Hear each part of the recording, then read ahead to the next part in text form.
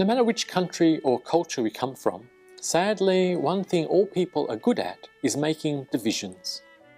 We divide up our societies in so many ways. We divide between men and women, young and old, rich and poor, city and country, educated and uneducated, believer and unbeliever, bosses and employees, just to name a few.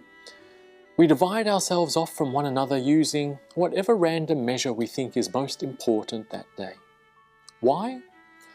Often it's simply to find a way to tell ourselves that we're more special than others, more valuable than others, more important or more deserving than others. No matter which country we come from, one of the most common ways we divide ourselves up is by separating between locals and foreigners. A few years ago I was speaking to an elderly missionary who had served in Taiwan for over 30 years. He complained that when he went to the museum, the ticket lady still made him buy a ticket for foreigners. He told her, in Taiwanese, that he had lived and worked in Taiwan most of his life, but she just tapped on the sign and said, "You're a foreigner, you have to pay the foreigner price." Of course, we find this attitude in many countries all around the world. But sadly, we even find this attitude in much of the Old Testament. In many places, the laws of Moses made a clear distinction between Israelites and foreigners, demanding the Israelites treat locals one way, but allowing them to treat foreigners in another, poorer way. But one of the lovely things we see in Numbers 15 is the appearance of another tradition and another way of understanding God's will. Verse 15 declares to the people that native-born Israelites and foreigners are equal before the Lord and are subject to the same decrees.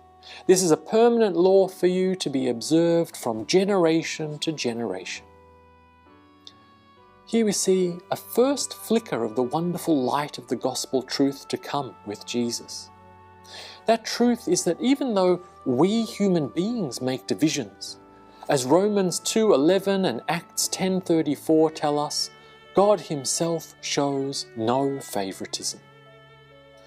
In the Old Testament, in Ezekiel 18:4, God again speaks this wonderful truth through the prophet Ezekiel, teaching Israel that all lives belong to Him.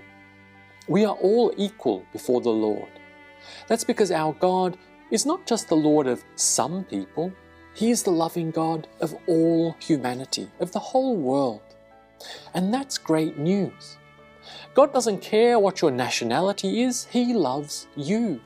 No matter what your culture or gender or background or age may be, no matter what other way people may label you or treat you, know today this good news and hold it in your heart, that God truly is your God, and you truly do belong to Him.